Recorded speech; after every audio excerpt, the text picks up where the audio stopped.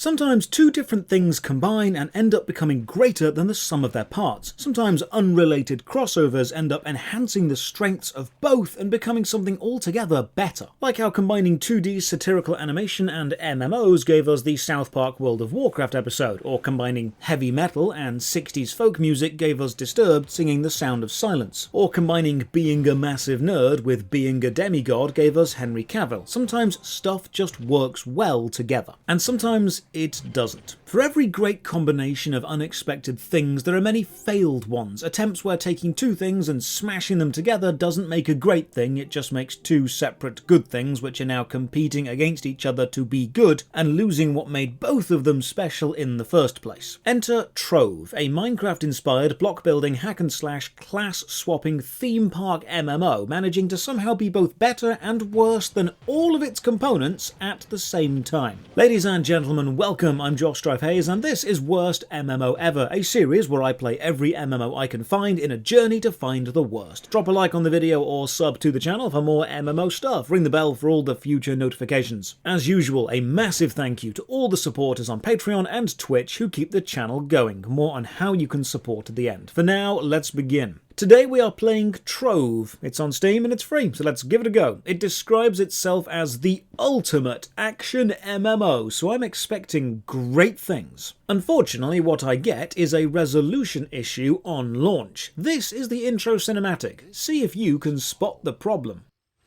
It's all that's left of the once glorious realms of the Sun Goddess. Before, the land was lush. Her children thrived under the care of her lesser gods. Every creation was filled with love. Then the moon goddess threatened it all. Her light was pale in the bright blaze of the sun, and jealousy blackened her heart. Shadows fed off her anger and unleashed terror on our home. This isn't an editing trick. I recorded my screen on my phone so you can see this is what it actually looks like to me. For some reason the intro movie launches in this insane resolution, so I can't see what's meant to be happening. I googled it and this is not just me. People have been launching this game with it zoomed into the top left for over 5 years. So I sign in and, okay, own up, which one of you took the name Josh Hayes? Who was it?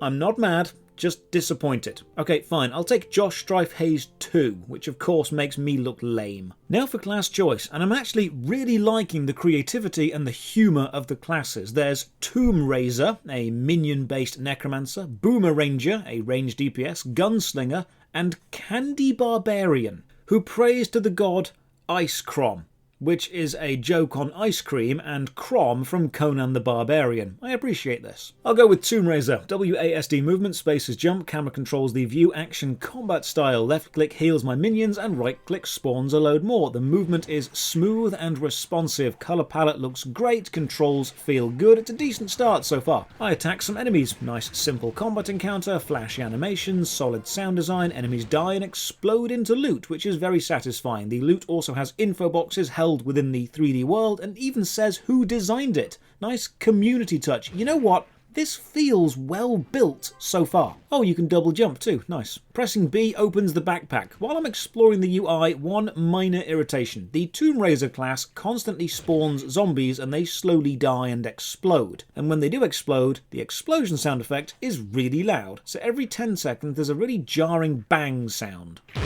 Lovely touch with equipable items. There is a comparison with your currently equipped items shown as standard whenever you mouse over an item with green for better and red for worse. This is simple, effective design. Take down this mini-boss by swarming it with zombies, and now we get to claim a house plot. And here's where Trove somewhat falls down. There are house plots all over, and you can freely claim them or move to a new one, and pressing tab switches you from MMO adventure mode, where you can interact with the world, to building mode, where you can harvest the blocks. While in building mode, you can mine and then place them down and then craft, but you can't mine every type of block or place blocks just anywhere. The mechanic is used in open gameplay sometimes, which is nice, but it's not completely freeform, as we'll see later. We mine our way through this cave. You can also press R to throw bombs and clear debris quickly, move our house to this new location and get told to craft a loot collector over at this crafting bench. Then place the loot collector using the hotbar at the side of the house, then interact with the loot collector to get given a load of stuff, and okay, now this is a little bit overwhelming. This is a storyless tutorial. It's a purely mechanical gauntlet of what gameplay is, and while it's not bad, there's no emotional or personal involvement in the actions that I'm doing. I don't feel that doing anything is actually helping me, I'm only doing it to get rid of the tooltip that says do it. Mining and placing stuff, and then being given an absolute ton of stuff, by the way, is one of the fastest ways to make a player suddenly stop caring about stuff. Overabundance destroys value. We also have a mount. Press Z to mount up. The horse is clearly related to Rayman because it doesn't have any legs, it just has hooves. Ride the horse forward, then climb up this pretty cool looking tower. Oh, there are bouncy blocks, nice. At the top of the tower we take a portal to the ominous Moon Temple. Along with the horse you've got a mag rider. Press X to sit in your little minecart, and if you find some metal rails you'll ride along them. In the 8 hours of gameplay I never found a use for this. More movement mechanics. If you jump and hold space you'll spread your wings, use them to glide down or get caught in an updraft. Unfortunately, updraft training really highlights how awful the camera can be inside closed-in spaces. It's very sensitive and will wildly swing around to try to help you and end up making things worse. Pressing Q uses a HP flask. They can be restored and refilled at these little fountains, and now we fight a boss. I say fight, I spawn a load of zombies and sit back and watch. Then some random NPC shows up to help us. I think they're meant to be important to the plot, but they're gone before I can talk to them and the plot doesn't seem too interested in happening, and then we get told press H to teleport to the main hub. And oh look, the loading screen uses player artwork, another nice community link. Arrive in the main hub. The tutorial is now over, so you go and have fun.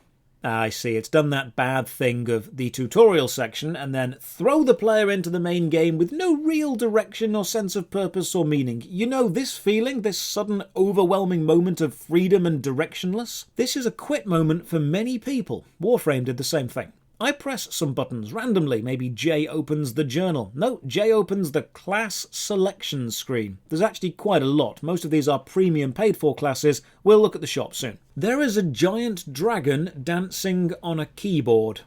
Trove is what would happen if you emptied your Lego collection into a big pile and just started building, making up the rules as you go. It's not a badly made game, it's just a very disconnected game. It's focused more on the surface level, light-hearted fun rather than being a serious MMO. And you know what, that's fine. Sometimes you want a more light-hearted experience. Just don't go looking for a serious, lore-heavy, historical MMO to dive into here. You won't find one. This is fun, but it's not fulfilling. It's a silly party. It's you and your mates getting together for a random laugh. It's here for a good time, not a long time, the MMO. I explore around and track down the quest board. It sends me to talk to Cubesley. They tell me the bad man was called Toddstrom and they're bad and we need to investigate and I should go to the medieval Highlands. You travel the world by activating the Atlas Stone by you, or you can press Ctrl-A to just bring up the world map from anywhere. Trove has the hub zone that you're in now, and then a massive shared adventure world made up of different genre biomes all connected together. There's medieval, ice, fire, horror, magical forest, and many more. You can teleport to them from anywhere or walk freely around the open world, but walking does take a while. At the very first entrance of the first world, there is a tutorial plaque, so I'm guessing the tutorial I played through is a new addition, which would probably explain why it doesn't connect to the rest of the game. We get told about dungeons. On the map you'll see castle towers. These are open world, quickly resetting dungeons, very short challenges which end in a boss and some loot. If there's a red X through them on the map, they've been completed and are resetting. In a nice visual touch, you can actually see a giant red X in the air in the game above a dungeon, so you know not to head there. So I set off and do a few of them. Gameplay is smooth. Combat is simple, yet satisfying. The colour palette is vivid and appropriate to the zone ambience. The enemy design is nice and the scale is impressive. So far, Trove is doing everything right, but there's something. I can't quite put my finger on it yet. It feels lacking. It's not fun, but it's not grabbing me either. It's doing everything right, but nothing amazingly. There's a disconnected distance between the fun I'm seeing happen on the screen and the fun I'm actually having as a player. At the end of each dungeon is a portal which sends you back to the start, so that's handy, and that's basically the main gameplay loop. Do dungeons, get loot, get stronger, do harder dungeons, repeat ad infinitum. I tell you back to the main hub, press L and claim a load of free items. The game showers you with free stuff. It's scared I'm going to leave, so it just gift bombs me at the start. We now have another quest. Open the cash shop and claim your free item. Really, game? You're going to make Use the Cash Shop part of your central storyline so all players have to experience it?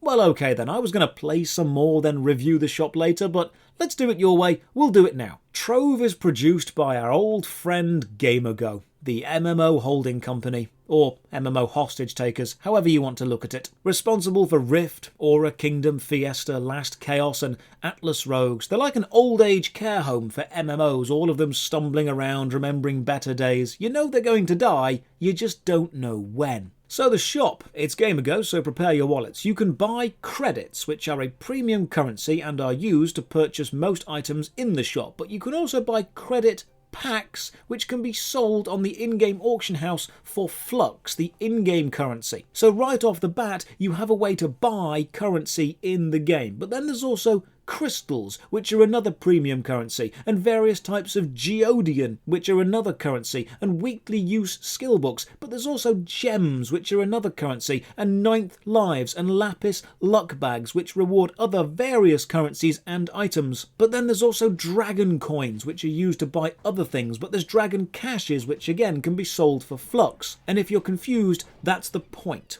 Various conversion steps are used to create dissonance so you can't actually relate the cost of something to its true value. The more steps and conversions a player has to go through, the harder it is to keep track of what you're actually spending. So how much does stuff cost? Well, a mount will cost you an average of 1,500 credits, but look, it's our old friend abusive pricing. You can buy 900 credits, or 1,920. So you're always going to be left with several hundred unspent credits, encouraging you to buy more because you can't get anything good for the amount that you have left, and that is by design. Class skins are also a very popular shop section, and some do look quite cool, but then you've got loot box stuff like chaotic chests, which contain random things, or pinatas, which I assume contain candy. Or you can buy a death-defying vial, which auto-heals you when on low health, or a vampiric emblem which siphons enemy health into your own when you attack, which I can only assume is quite powerful because I've never known a game have a vampiric emblem which is not overpowered. But check this out, you can buy a golden key,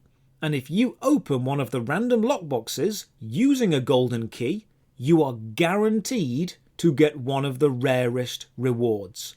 Wow. That is a genius money-making mechanic. Sell lockboxes, sell RNG, then sell guaranteed legendary pulls. Leave it to Gamigo to monetize the RNG out of RNG. You can buy new classes for about 3,000 credits each, but the most expensive pack I found is 18,500 credits, meaning you'd need to buy the $76 credit pack. There's also a monthly VIP system which rewards you with increased experience and loot and items, but look, you get 33% more Adventurine. I don't know what that is, but I do know if you read it slowly, it reads as Adventurine, and I don't know if I want 33% more of Santa's piss. Off to the Permafrost world next, and another fast mechanic. Next to any arrival portal, there's an instant adventure stone, which will teleport you to a random player already on the map in a dungeon, and you have to use it as part of the main quest, so I'm thrown into a random group doing a random dungeon, and I've got no context for why, or where, or who, or how. I do not know what I am doing, all I know is I must kill. I say kill, I mean spend ages trying to build a staircase to escape this vertical room because I can't just jump up, but then I realise you can't place all the blocks you mine. You can only place one type of block, and I mined it earlier and I've only got one of them, and I can't mine any more here. So the whole Minecraft vibe is heavily limited. The problem with a public open free Minecraft MMO is, imagine how chaotic a public Minecraft server is, and then imagine that with thousands of players with no rules. The problem with this is the joy of Minecraft is the freedom to destroy what you want and build what you want.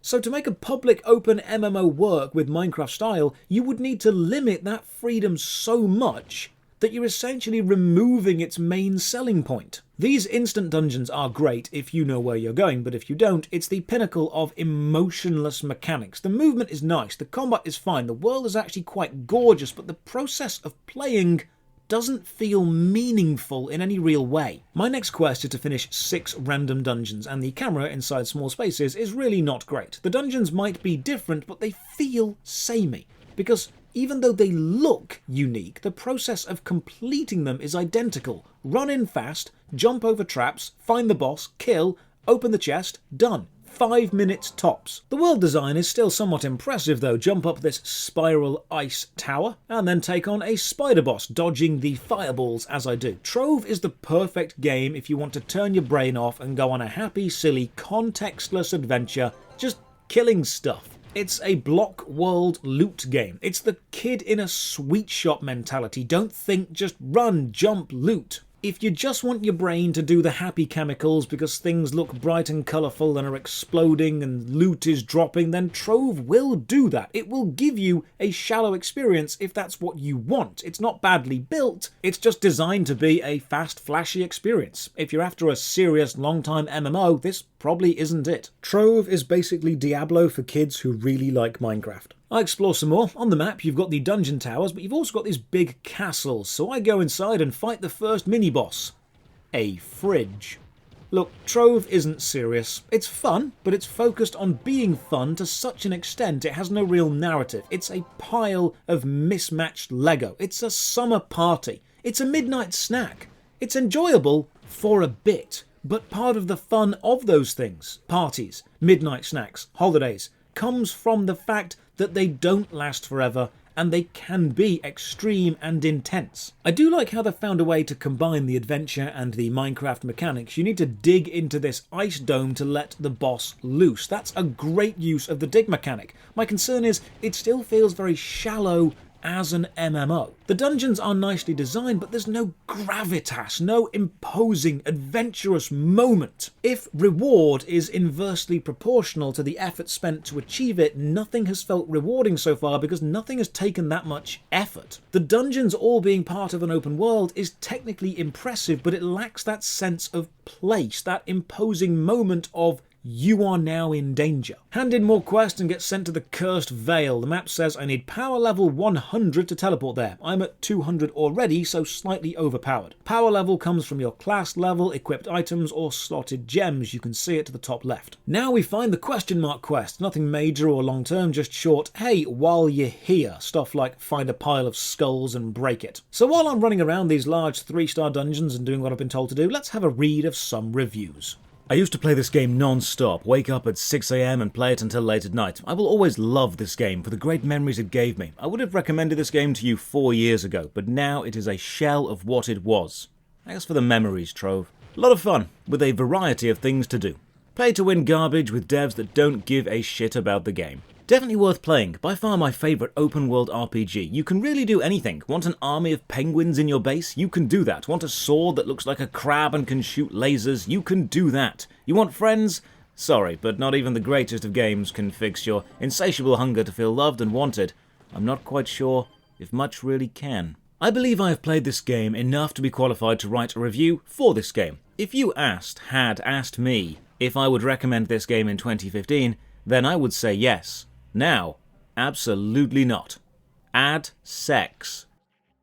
Sounds like Trove used to be good, then fell down, and is now being used as a vehicle to push excessive monetization and loot boxes and having all graphical or mechanical consistency stripped away in favour of more monetization. Unfortunately, that is the reality with Gamigo. In a bittersweet note, I can now combine my smaller minions into a giant bone golem and use this bone golem to fight a sword-wielding dinosaur, which sounds awesome in concept and yet in practice feels lackluster. There's no weight, no momentum behind this. It's a flashy example of a cool mechanic, but there's no payoff. It's exactly what I want, in theory, but there's not much satisfaction in actually doing it. I am still seriously impressed by the scale of the world, though. You can climb all the way to the top of most mountain ranges and then jump off, and there's no lag at all. It's really well optimised. This dungeon is just a haunted house, complete with movement-boosting tiles which fling you out the window if you step on them. I like this. Mechanical traps, not just more enemies, and it matches the general area vibe.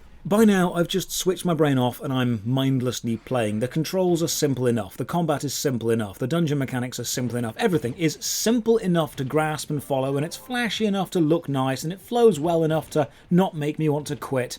But I still can't shake this feeling, it's just skin deep. Trove feels like the sort of thing you'd enjoy intensely for a few weeks and then just forget about. It's a summer fling. It's a binge-watching session of a show you now can't even remember the name of. Can you dig straight down? Yes. Yes, you can. Eventually you'll hit the foundation and get very stuck and you'll need to teleport back. It's a shame that the Minecraft mechanics have allowed destruction but not creation as easily. I don't hate Trove because it's not given me anything worth hating yet, but it's also not given me anything worth loving. It's good, but it's not great. It's taken the block world destruction and building mechanics and shaved them down to fit an MMO framework. It's taken the hack and slash loot gameplay and streamlined it to be easy. It's taken the MMO aspect of lots of other players, but not really made them relate to you in any meaningful way. There's no faction you're fighting against or goal you're all trying to achieve. You're all just here at the same time. It's taken all these various elements, strong enough to make entire games around them, and slapped them together to the strengths of none. You've got the concepts for 4 or 5 different games in Trove, but none of them focused on enough to be the central theme. My next quest needs me to mine 10 sharp stones, and now I'm just looking for purple bricks, then I tally back to the hub. Craft a ring at this table, and it seems I have way more than 2 jumps. In fact, I can jump 9 times. I can basically fly. When did this happen? Is this a feature? So I look into it, and it seems jump amount is a gear stat. And my sprightly spider mask has 6 jumps on it, and my ring has 3. So you can build to basically be able to fly. The next quest sends me to the Delvers Guild Hall and has me join a public raid queue. There's also a sign telling me raids may take up to 10 minutes to fill, and there's nothing I can do except wait. Thankfully, it only takes about 2 or 3 minutes. I check the Steam charts, and Trove does see between 1,000 and 2,000 regular players, so it's a small community, but it's not dead. And now the same problem you'll always get with public queues. Someone will rush ahead and kill everything, meaning all I'm able to do is follow behind and pick up loot. I have no idea where I even am, why I'm here, or what's going on. All I know is I've got to follow the group, or try to, and when I do reach a mini-boss, they die in seconds of me arriving, so I don't even feel useful. This is the problem with public queues not balancing power level. It's far too easy for the overpowered players, so they rush it, and too boring for the new players because there's nothing to do. Eventually we do finish, I think, and we get teleported back to the start to do more raiding. Is this just an endless generated loop of caves? The start room has all these power-ups and helpful abilities, but none of them are unlocked, and the group are too fast, so I can't catch up to them. This isn't a fun experience. After doing the raid, I teleport back to the hub, and the quest line is now, okay, you've finished the tutorial, go and find stuff to do. Well, alright then. Amber Line at the Geode Hall needs someone to investigate a mine, so we teleport to the Geode Hub, which has a nice 3D style layout map and is, again, huge. We go through the purple portal and go and help cave critters, and now a new gameplay style. While in the caves, you can't double jump and you can't mount up. You move around with a grappling hook, and your focus is on finding injured critters and then either giving them food, medical care, or a blanket, which means throwing one of 3 things onto them. Once I've found and healed enough, I'm told to collect 40 rare blocks, so we go and mine. Your mining laser in this area has power shown by the dial to the bottom. If you stop firing, it will recharge, but you've also got oxygen, which slowly depletes, so the whole thing is on a timer. After I've got 40 blocks, I go back to the main hub, talk to the merchant, and get given an ancient relic. Then I get sent back into an orange portal and told to save more creatures to charge the relic. Trove feels like a game made up of mini-games. There's plenty of mechanics, but I don't know which is meant to be your main one. I don't know what gameplay loops you wanted the player to tell their friends the game had. It feels like a game made up by a child, and they keep changing the rules and the focus. And now you can jump 10 times, but there's also a dinosaur. But now you're in a haunted world, and there's fire, and the boss is a fridge, and you have to save the critters. It's the chaotic imagination of a Minecraft-loving child who used to watch their parents or older siblings play World of Warcraft made into a game. The scale, still amazing. I assume that if you jump off the edge of the hub, you'd just die, but no, you fall all the way down. It's a really tall map, and you can just travel around the whole thing. Trove isn't necessarily aimless, because you do have aims, you have goals. It's just each goal seems insignificant, insubstantial, and kind of stretched. Your goal is do 6 dungeons, but why? So you can do 6 more different looking dungeons? Your goal is go and save some critters, but I don't know how they relate to me. I'm just going to go and save more afterwards. Your goal is find rare items so you look cool, so you can go and find rarer items. The process is the gameplay, and the process, despite being flashy and fun, feels thin. Trove feels like a game that's already been completed and you're just exploring the slowly fading embers of a finishing world. It feels like turning up at a party as everything is winding down. There's a sense that the energy this experience had has already been spent. The main story quest actually gives me a golden key and has me open a gem box to get a gem to slot in and make myself more powerful. Not that I needed that. Then I explore more and oh cool, you can actually jump onto the massive X in the sky above a dungeon. Have you ever been to a party, made a friend, and for that one night they've been your closest, bestest friend ever, and then next week you can't even remember their name? The time you spent together was fantastic, intense and fun, but they're a party friend, and you just know that meeting them outside of a party would be awkward and you wouldn't get on. Trove feels like that. It's perfect to binge intensely and then just move on from. I like Trove in the same way that I like Pancake Day. It's really fun for a bit, and then you just get kind of bored and forget about it, and you don't miss it until someone reminds you, oh, pancakes exist, and then you binge them again and get bored and forget it again. Sometimes combining things makes both of them better. Sometimes it doesn't. This is one of the times it doesn't. Like how mint chocolate is great and mint toothpaste is fine, but mint chocolate toothpaste? That wouldn't be great. You'd still try it though, because you're curious, and then you'd forget it exists until someone mentions it years, and then you'd probably try it again. That's Trove. Lots of good things, which don't necessarily make all the other good things any better. So to end the review, I'll award Trove just that. It's chocolate toothpaste. Out of 10. Cheers for watching. Another massive thank you to all the supporters on Patreon and Twitch who keep the channel alive. You can support from only £1 a month. Check the video description for links to the Patreon, Twitch, Twitter, Discord, and the second channel Josh Strife Plays, where I replay and review old games voted on by you. And as always, have a great day.